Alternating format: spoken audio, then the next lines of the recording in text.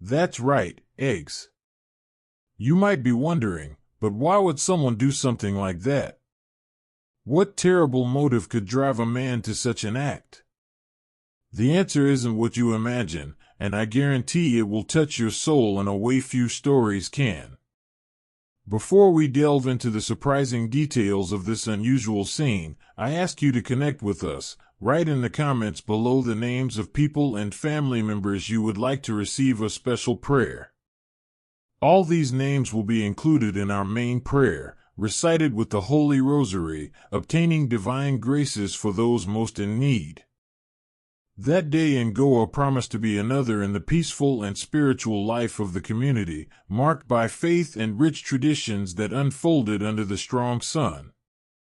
The procession of Our Lady, with its melodious songs and the beauty of festive vestments, wound through the colorful streets, filling the air with the contagious energy of hundreds of faithful of all ages.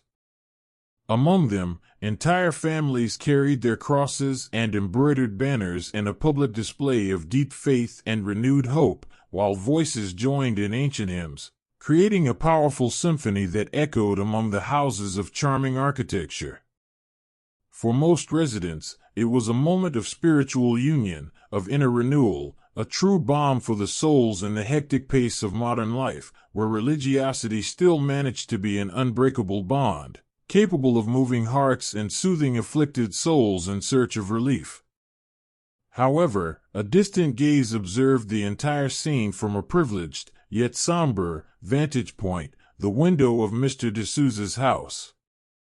He was a man with white hair and a face marked by life's vicissitudes, and in recent years had closed himself off from the world, carrying with him invisible pain and self-imposed isolation. From there, he could see every detail of the procession approaching his street, but unlike the infectious joy that filled the street, his eyes held the stillness of a private storm, ready to erupt at any moment. Something about that vibrant display of faith, that celebration brimming with life and color, seemed to push a button in his weary soul, rekindling bitter memories and deep resentments he thought had long since lain dormant. It was as if the happiness and faith of others further highlighted the emptiness he felt, transforming communal spirituality into a painful trigger for his own profound hopelessness. Suddenly, to the horror and utter bewilderment of the faithful walking in prayer, the unexpected happened abruptly. From his window, Mr. D'Souza threw fresh eggs toward the procession passing by his street. A mixture of shock, indignation, and disbelief filled the street.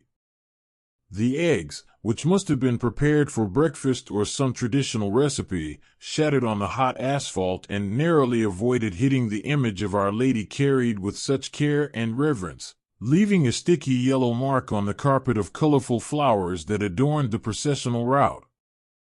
The fervent chanting abruptly ceased, giving way to a silence filled with questions and palpable astonishment. Many stopped, frozen, while others stared at Mr. D'Souza's window, desperately trying to understand the reason behind this thoughtless act, which seemed a direct and cruel offense to the devotion of the entire community. That gesture, which for most was a clear provocation and an insult, concealed a pain and torment far deeper than anyone could even imagine at the time. Amidst the hubbub and the perplexed glances toward the elderly man's home, a figure with a calm voice and overflowing kindness stood out from the crowd, Father Antonio, the community's spiritual leader. He didn't let himself be swayed by the rising anger or the immediate judgment that sprang to the lips of the faithful.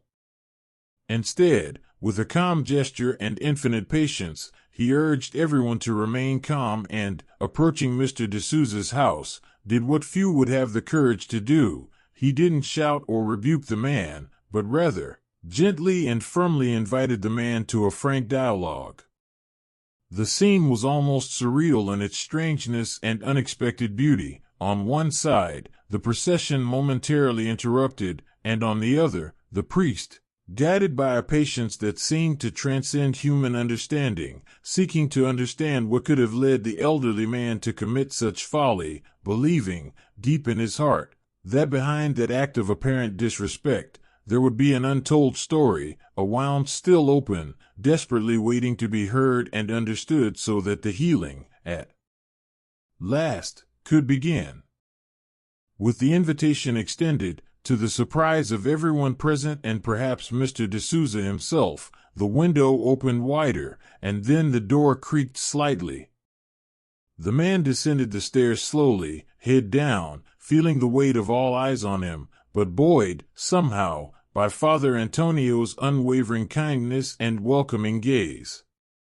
Little by little, the words began to surface, revealing a pain that had been silently eating away at him for years. He had lost his only daughter to a sudden and devastating illness, just as life was beginning to blossom, and soon after, his wife, who could not bear the loss and withered in profound sadness. His faith, once an unshakable rock in his life, crumbled with each unanswered prayer, with each desperate plea for a miracle that never came, leaving him in an abyss of endless questioning and overwhelming loneliness. The eggs, he explained through suppressed sobs, were the raw and desperate representation of his broken heart, his shattered hope, and his silent rage against a God who seemed to have abandoned him in his moment of greatest fragility. It was, in fact, his distorted and painful way of crying out that the faith he once had no longer seemed to make sense in the face of so much pain and absence. Father Antonio, listening to the painful and intimate confession, offered no prepackaged religious cliches or empty sermons that might sound like condemnation. He simply, and very genuinely, embraced Mr. D'Souza.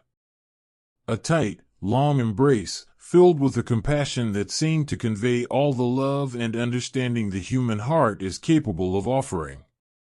There, in that silent embrace, the wall of years of pain, resentment, and isolation began to crumble little by little. The priest spoke about the incomprehension of God's mysterious ways, about the profound pain that often separates us from Him, but also about the unconditional love that seeks us, even when we are lost and feel helpless. He explained softly that faith does not exempt us from inevitable suffering, but gives us strength and support to navigate it. He also explained that divine answers often don't come in the way we expect, but rather through the comfort of community and God's loving presence in the little things, revealing that true faith lies in believing and trusting even when the path is arduous and understanding eludes us. Mr. D'Souza, who until then had felt completely alone and helpless, for the first time in a long time, allowed himself to feel and accept that human connection. That transformative embrace opened a breach in the darkness that had consumed him for so long.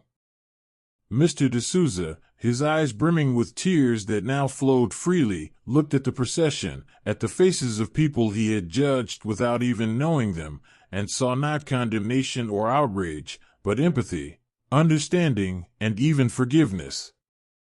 Slowly, he turned to the image of Our Lady, the very one he had tried to desecrate in anger, and let the purest tears flow shamelessly.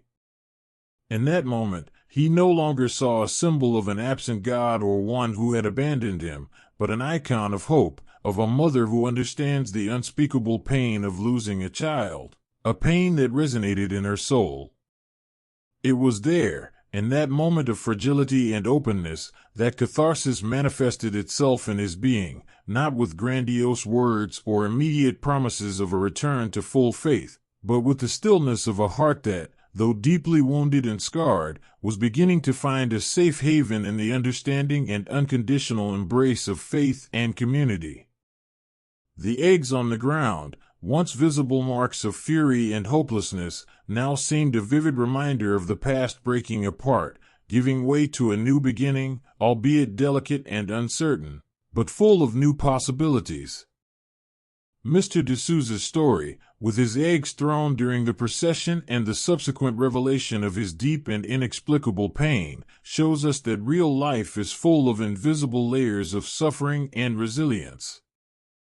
How often, in our hectic daily lives, do we rush to judge others' actions without even imagining the heavy burden each person carries in their heart, often in silence? This narrative invites us to an important and profound reflection that our own faith, like Mr. D'Souza's, needs to be exercised daily, not only in moments of joy and prosperity, but especially during life storms.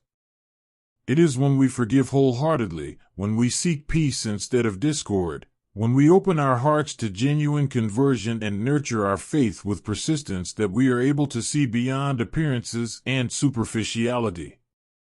Having faith does not mean we will never have problems or pain, but that we will have divine strength to face and overcome them. This story inspires us to look at others with more compassion and less hasty judgment, and to believe that, even in the most challenging moments, love and hope can always rebuild what has been broken within us. Once again, I invite you, write in the comments the names of people and loved ones you want to receive the graces of our main prayer, which will be recited with the rosary, touching the hearts of those most in need of help.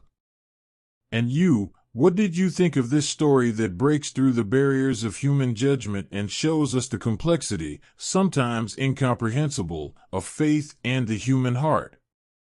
Leave a comment and share your honest opinion on Mr. D'Souza's impulsive attitude and Father Antonio's captivating wisdom.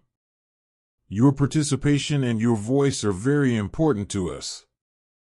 If you were touched by this message, please don't forget to like it, subscribe to the channel so you don't miss any of our inspiring stories, and activate the bell to receive all the news firsthand. Your interaction helps us bring the word and reflection to more and more people, transforming lives and inspiring hearts. Thank you so much for following us, and may God bless you richly and abundantly.